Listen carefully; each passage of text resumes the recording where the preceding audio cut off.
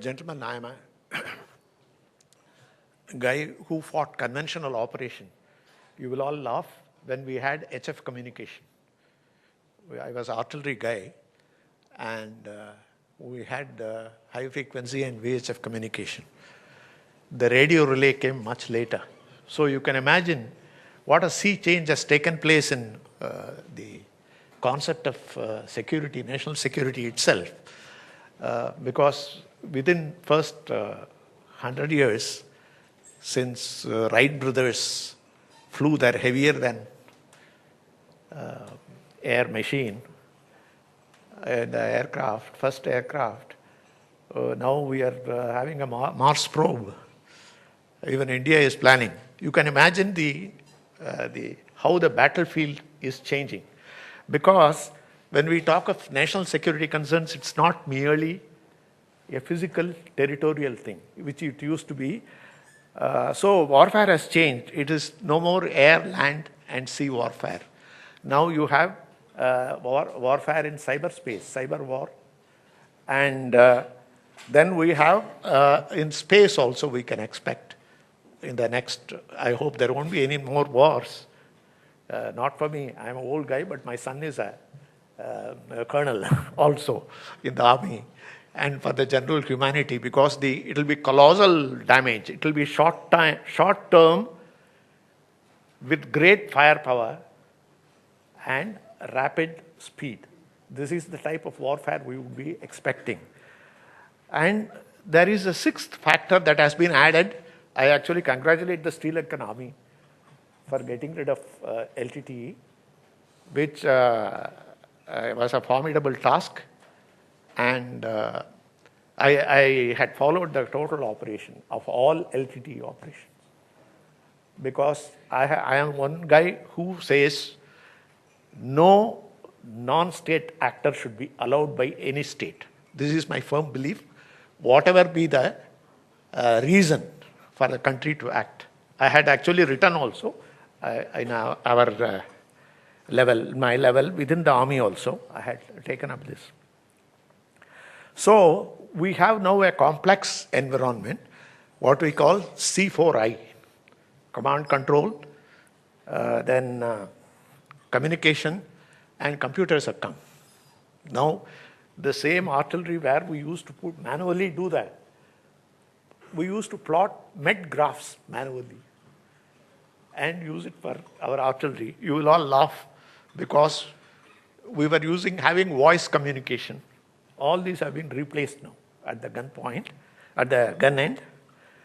So this C4I has also added other things because we have drones now, we have satellite photography and real-time electronic intelligence acquisition.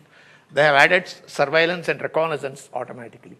So the infantry soldier has become, he has to be better trained, he has to be technology oriented. So army is getting technical. So guys are trying to eliminate each other remotely. This is the future scenario. But certain intangibles remain constant. So we have a set of speakers here who are all, I find, veterans. Veterans in the sense, not like me, pensioners, but veterans of battlefield who have experienced. And as one who has actually appreciated the way the whole operation was conducted in this Elam War 4th, I have written about it. I have done a detailed analysis for one of the strategic journals in India. So I am really keenly looking forward to hearing them. I hope they will bring to bear whatever relevant aspect to this, because Sri Lanka has a complex problem. It is a small country. You have to think out of the box. So I am very glad there are a lot of young people. I agreed to come only because of young people. Because they are the future leaders. And it is essential they think beyond what is taught in the textbooks. So I hope they would listen, and I hope the KDU has process for following up how much went in. Normally, in training, we say corporate training, the guy is paying money. We would like to say whether our training methods are working. So I hope they have it. In army we have. I am sure Sri Lankan army is like our army. It's no different. So I am sure they will have. First, we have Captain Ratnayake on condition for initiating, maintaining, and purpose of hot pursuit in international maritime law, regulations, and enforcement. One of the best achievements of Sri Lankan Navy was eliminating the what you call rogue tramp shipping of LTT.